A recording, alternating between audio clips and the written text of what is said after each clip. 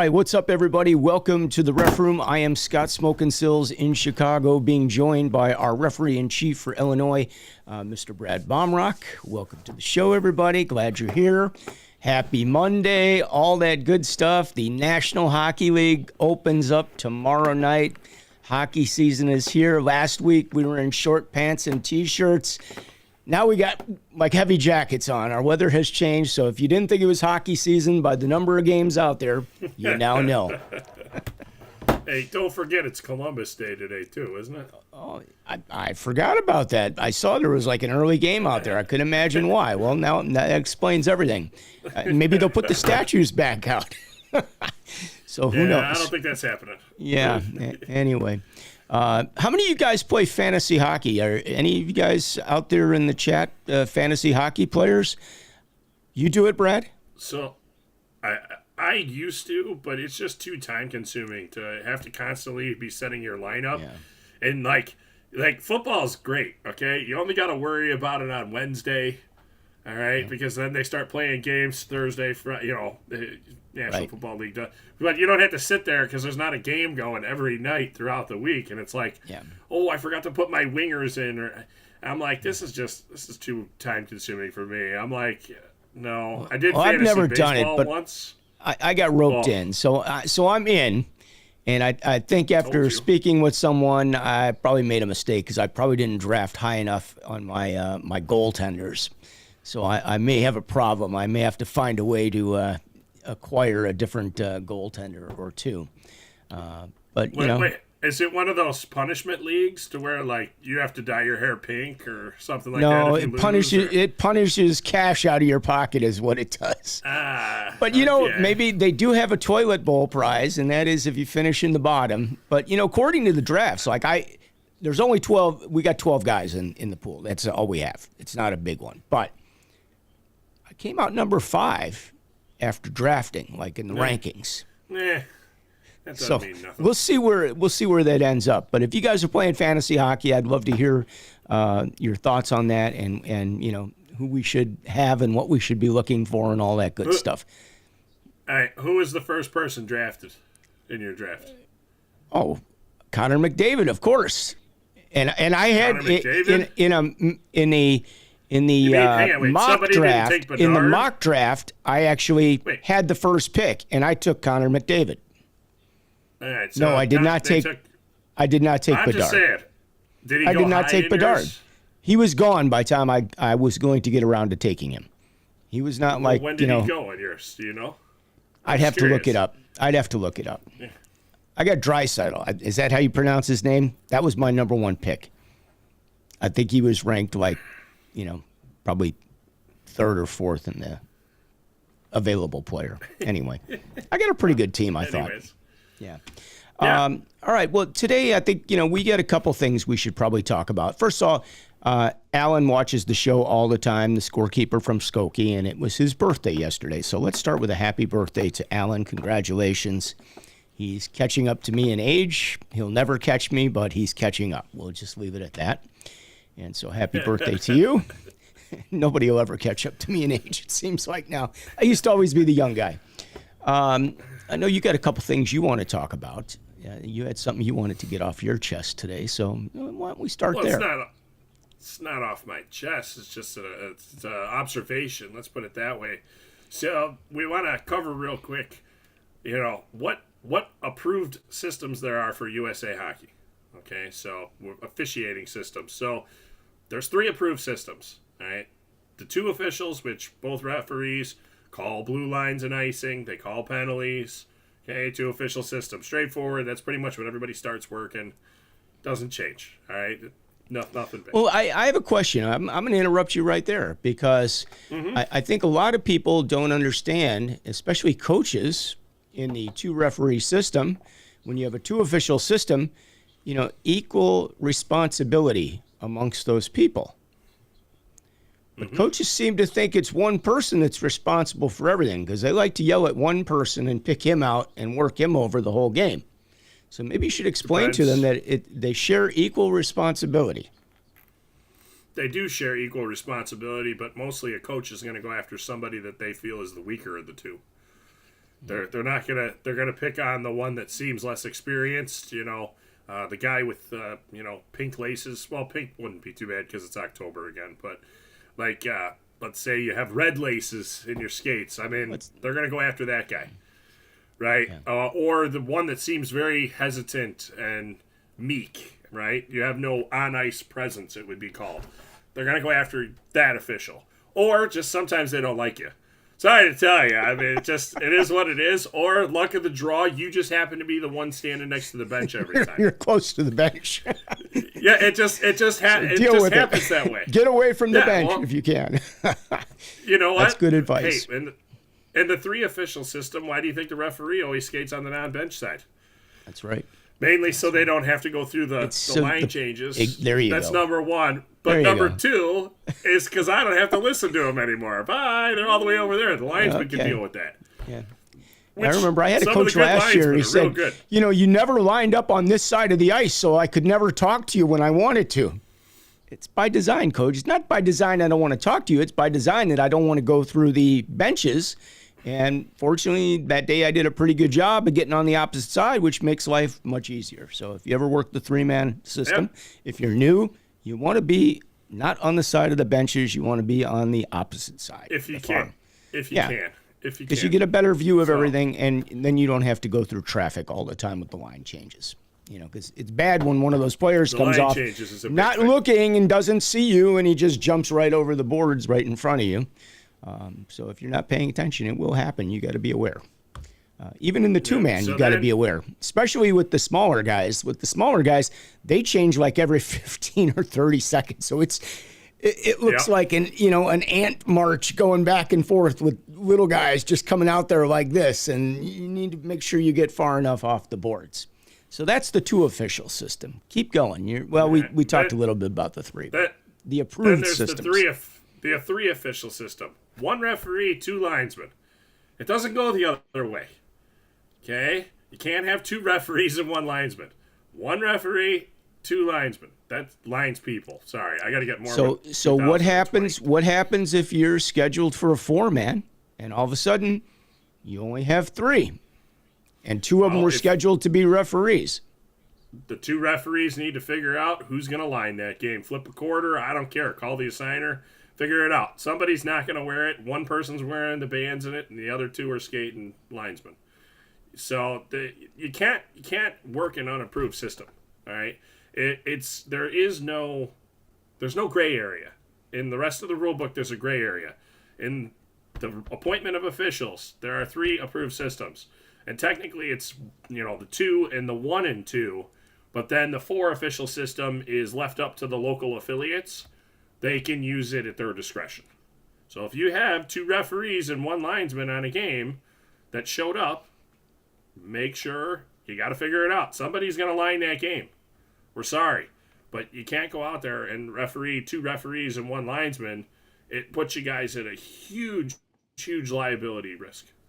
If something happens in that game, somebody gets seriously injured, somebody's going to look at that rule book and say they didn't follow the rule book, and you're going to have a whole bunch of stuff on your hands. Okay, and that's nobody some good wants advice, to see guys. And girls, pay attention to that one because that is major. And so while we're on the subject, so we've covered the 4-man, the 3-man, the 2-man, the non-approved 1-2 system or 2-1 system. You want to talk about sanctioned games versus non-sanctioned games? Yeah, so the big thing is, sanctioned games are, backed by USA Hockey. So in other words, your liability insurance is there, your injury insurance is there, if such sorts that you have in that coverage. So a sanctioned game has 2 USA Hockey fully sanctioned teams, which means all the players are all fully registered with USA Hockey, and the referees need to be on the ice with a referee sweater with their USA Hockey crest.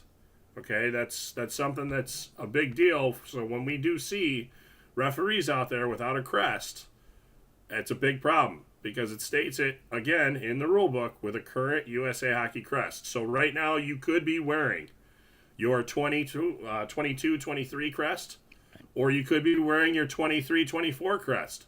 The official date of the season that starts where you can't wear that crest anymore is December 1st. Okay, you have to switch over to the 23-24 crest at that point. That is also the day that if you aren't completed, guess what? You are no longer registered as an official, but you can complete up to February 29th, 10 p.m. Mountain Time. I don't know why they picked that time, but whatever. Yeah. They didn't go East Coast time. They went Mountain Time. And it is, well, it's because Colorado, I know. I guarantee it's because the main office is in because Colorado. Of where they're, but I don't know. Located. I don't get where they got 10 p.m. Whatever. I mean, I guess that's midnight on the East Coast. Yeah. I'm guessing. That's the only thing I can think of. Or maybe that night they stay there till 10 o'clock and see who got finished and who didn't. You never know. You know, if you send an email to any of the USA Hockey actual employees, you'd be shocked at what time they are in the office. No. I mean, there are some USA Hockey employees that they're emailing. You don't have to be in the office to answer your emails, and it still looks like it's coming from the office. So I answer emails at all hours of the night. That is my preferred time to do as much business as possible when I'm not being interrupted by all kinds of things. So less distractions. If it's a sanctioned game, you have to have, it has to be assigned properly, yada, yada, yada. But if you have an issue in that, then you would come to somebody like me. Let's say you get injured in the game. You need to fill out an injury report, yada, yada, yada, and also a claim in order to open up to see if there's any coverage. Scott, you can talk all about that process because you had the unfortunate... I got my leg broken a few years back at a game, and it was bad. I can tell you that, USA Hockey steps up. They did a great job for me. The insurance company you deal with is, I believe, K&K, if that hasn't changed. And they're very accommodating. They're very nice. Anytime I had problems, I reached out. They responded. They took care of things. So I had a very good experience from a very bad experience, okay? So I will just say that we are covered. And, one of the things we should probably touch on is, and I've had a couple guys in the locker room ask me about this before, and you and I had spoken about it, I think in a previous show, and I know we had certainly talked about it off the air, but that is, our referee fees. I know our fees increased this year with USA Hockey. Mm-hmm. And, a lot of the guys, including myself, used to have the question, well, why if I'm a player, can I use my player insurance to, not player insurance, but my player number as a coach, and I don't have to pay an additional fee. But as a player, if I'm a player and I've registered with USA Hockey, I have to register separately and pay a separate fee to USA Hockey to be a referee. And that was something we talked about. And, when you answer that question, because you actually knew the right answer for it, nobody has ever had the right answer for me over the years, or at least not the right person that I ever spoke to about it.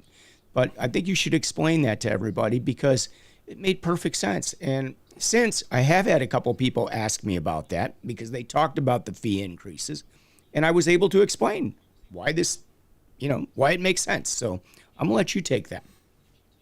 Yeah, so the fees, why they increase is unfortunately, we have different coverage for our injuries. So the one thing is we do have dental on ours. Nobody else in USA Hockey has dental. None of the players, none of the coaches. The reason is because we have to stick a whistle in our mouth. We can't hide behind a cage. Players can hide behind a cage. Coaches can duck off out of the way. They have a little more. We're involved in the play with the sticks and the puck, and then we're forced to blow a whistle. So we do have some dental coverage there, and, like we always say, blow the whistle and take it out of your mouth. The last thing we want is you to knock all the beautiful teeth that your parents paid thousands of dollars for your braces on. So, definitely get it out of your mouth right away. But then the other interesting fact is when referees get injured, it's a major injury.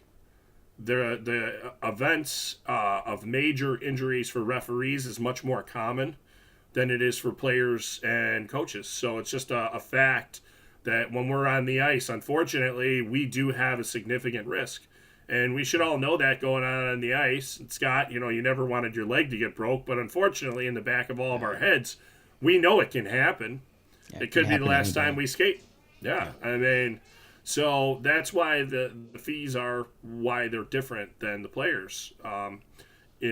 There's some other things on that card. I'm not going to get into it, but if you actually read the policy that you have, you should take a look at it. Just so you know, if you don't carry major medical and, I don't know, your appendix bursts while you're on the ice, guess what? You got a big problem.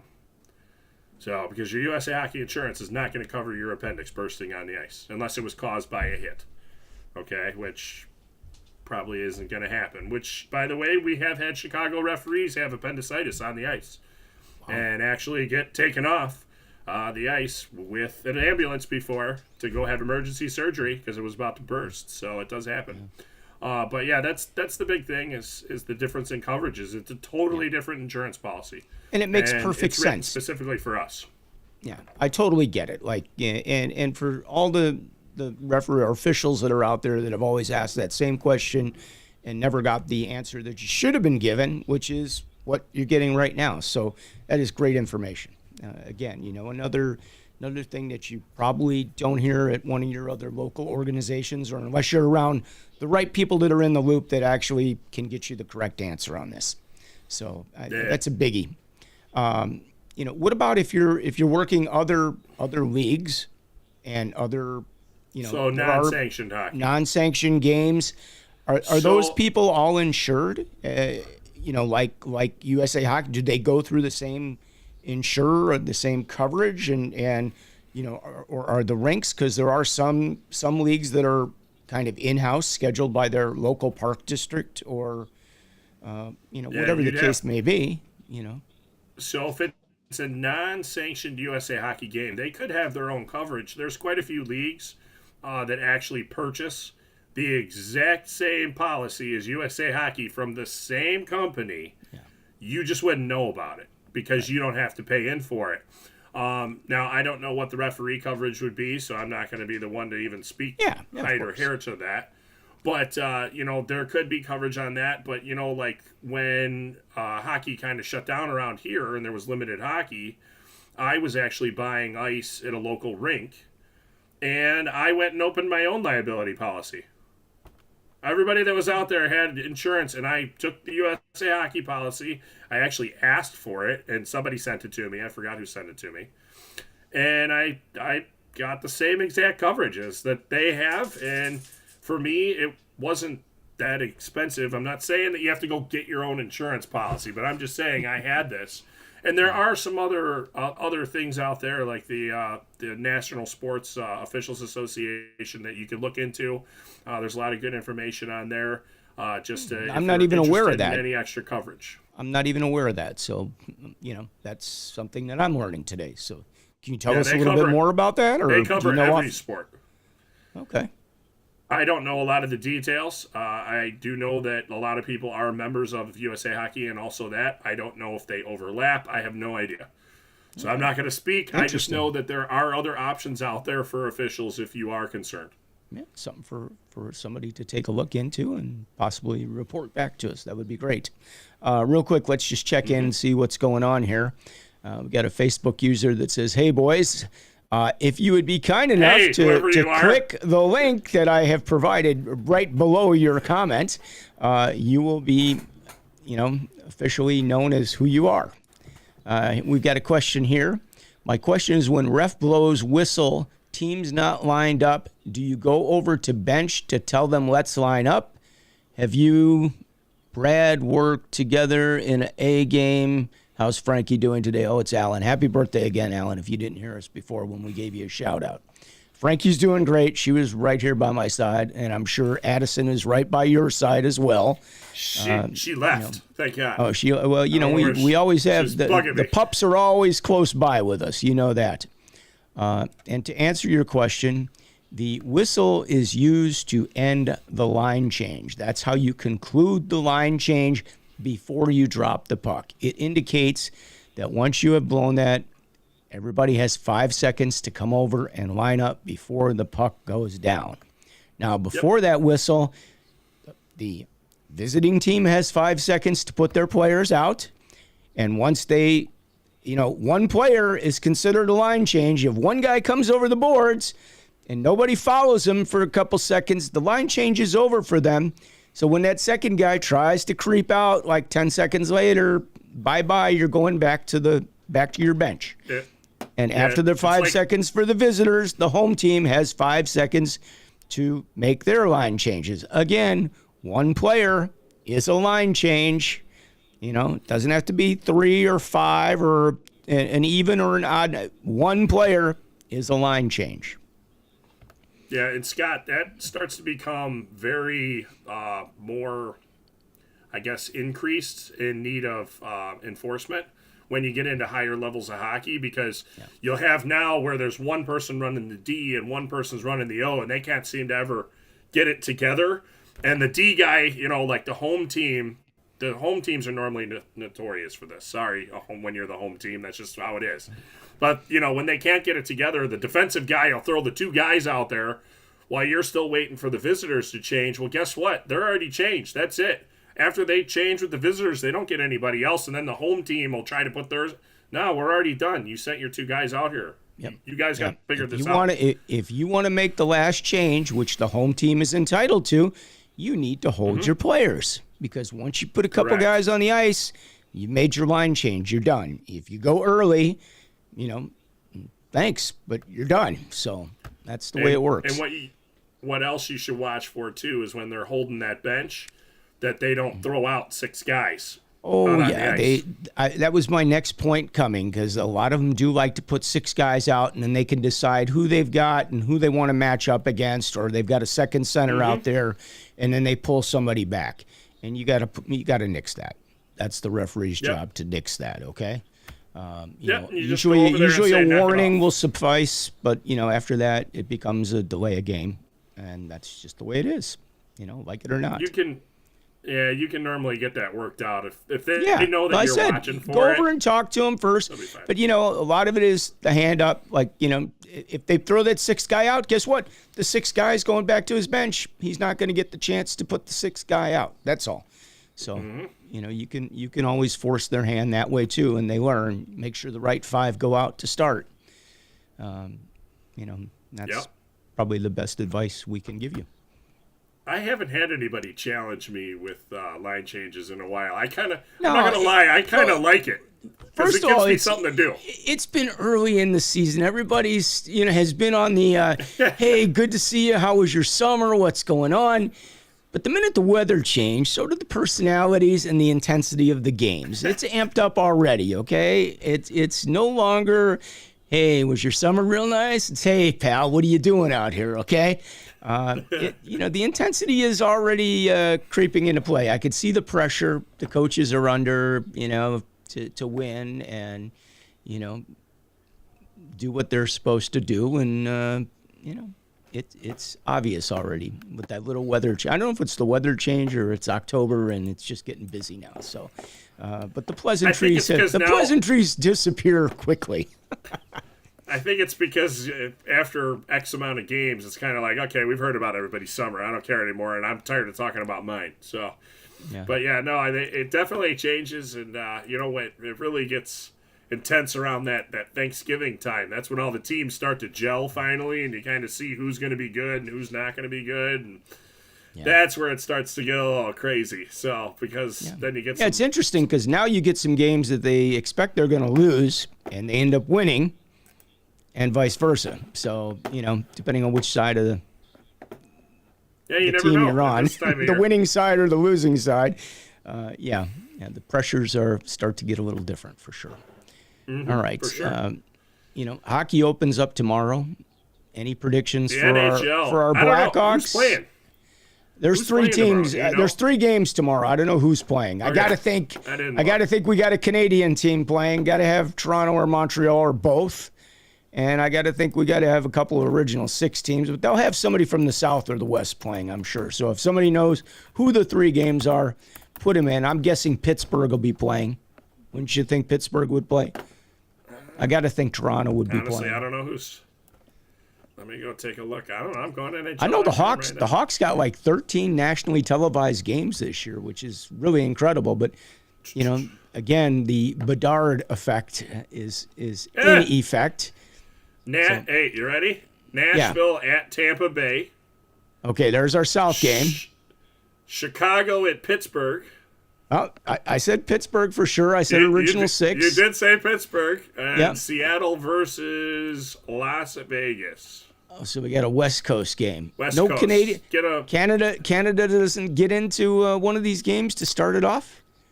I didn't see anybody, but let me go see. Wow. Like, I would have thought they would have 'cause there's- started, a regional Canada game or something. Get them all excited. well, there, the Blackhawks play Tuesday, then they play again Wednesday. Well, they're on like a long road trip to start. How many games are they away? They're going for like, I don't know, 5 or 6 games to open up on the road, if I'm not mistaken. And I just heard that on TV the other day. It seemed like, oh, that's a long road trip to get started with.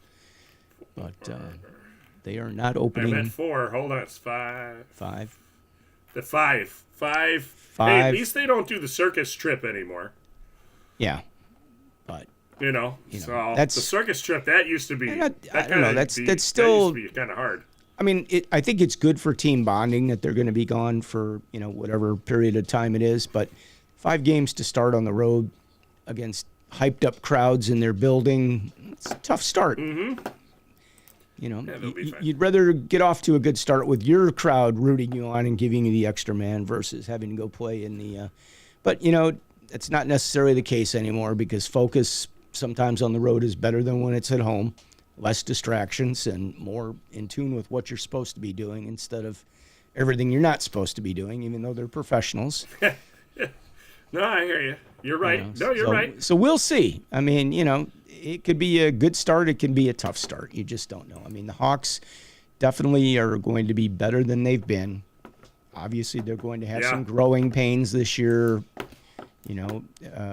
Everybody's excited. I know that McDavid and a lot of the stars from the NHL feel that Bedard can hold his own and that he will be a force to be reckoned with. So they're confident that he will achieve the level that everybody's expecting. Now, how long that will take, we don't know. But who knows? He definitely wants to play. He loves the game. You can see that. You can see the passion in him wanting to be out there and do his thing. He's got to get used to the league and grow with it. So I'm excited for him. And yes, I would have taken him on my fantasy team, but he was not going to be my number 1 pick yet. No, he wasn't gone on my first, maybe not even on my first 2-round picks. So, I was just wondering if anybody picked him in the first round because I don't think I would have until he's proven. So that's just exactly. Again, in the mock draft, I had the first draft. I took Connor McDavid, and I didn't get the first pick. I think I get the third or fourth pick, something like that. And Draisaitl was the best player available to me at the time, and I took him. So. There you go. He's ranking pretty high. They think he might be the second best player in the league right now. So hard to say. It's early. Did you get your lineup set for tomorrow? I mean, I would have liked to have gotten Austin Matthews if I could have gotten him probably in the second round, but he was gone. Like a lot of the players like that were gone. But I did get who's the guy from Toronto? I got a bunch of Toronto players. I got Max Domi, later rounds, but I took him. There you go. I like Max. I thought he was a good player here. I liked his dad, so I took Max. But I got Nylander from Toronto. That was a pretty good pick, I thought. I got him. I think I got Victor Hedman. I got a few other. I got a few nice players. I think my goalie situation may not pan out for me. That's all right. You'll find out. So all right. Well, with the NHL starting tomorrow. It'll be a busy day for a lot of people. I'm not skating tomorrow. Are you? I have a game tomorrow night late, so I'll get to watch some of the games probably, and then I got a men's league game tomorrow night. So, it's busy. I mean, look at I'm all dried out. Like I am so chapped out. I skated 10 games over the weekend. And that's like going from, last weekend I worked 3 games Friday, Saturday, so meaning 1 game a day. This week I worked 10 games in 3 days. So, me and you flopped. It just. I worked a bunch last week. I look, my face is windburned from going up and down the ice. It's amazing what it does to you in a very short period of time. So, For any of you people that think it's just really easy to go out there and do that all day long and be on your feet and moving and sweating and everything else, and trying to get a bite here and there and, make it from point A to point B on time, it's not the easiest thing in the world, but it's a passion, man. I love doing it. I love it.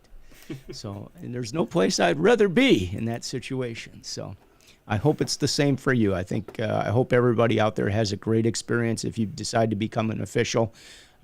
Believe me, our game needs officials. And even the officials we have, we need to grow them. We need to get them better. We need to get them to understand the game better, and that's part of what we try to do here on the show. You get a little bit of insight into, what things how they should be done, what needs to be done. I hope we are able to pass that knowledge on to everybody, because that was the goal of the show. And the fact that we love hockey and we're passionate about it, and we could just talk about it for hours. So that's the one thing that when we talked about this, that I was like, yeah, well, we could, even if we don't have anything one day, we'll be okay. So we'll figure it out. So yeah, we'll be honest with you. Today was one of those days. Yeah. But I will share, we have some really great guests coming on the show that they are in the works right now, and I believe next week, I believe, is the first round that we will have. We are going to announce that, so I will get the thumbnail up. Waiting, we have partially confirmed on that, and we'll get the rest of that confirmation so that we can make that happen, so everybody's aware, because I think that's a show that you're going to really want to see, because it's going to give you some serious insight and the opportunity to ask some questions that you've wanted to ask that nobody could answer for you, and you'll be able to do that on that show. So that's a little tease, and I think we got a couple weeks of that, kind of like maybe 2 of those shows in the month of October. So highly suggest that you hit that notification bell and subscribe so that you know when we're on the air, and we'll get the thumbnails up appropriately so you'll know what we're doing, and you can put some of your questions together, because that is the whole purpose of some of the topics that we have coming moving forward, so that you guys can get your questions answered and not just hang out with us and listen to Brad and I have, the conversations that we have at like 2 o'clock in the morning on a weeknight after our games. All right. So with that being said, yeah. Thank you for joining us. We do this every Monday, 5:30 p.m. Chicago time. The replays are always up on YouTube. I know those are very popular, so I know a lot of the officials and coaches and friends and all that good stuff like to go up and watch the replays. So feel free to please do that. And, again, hit the like and the subscribe button and the notification button. Give us thumbs up. We always appreciate the support. So we will see you next Monday. I am Scott Smokin Silz, along with our referee-in-chief, a.k.a. Ricky, Brad Baumruck. Yeah. Right. All right, guys. We'll see you next week. Peace out.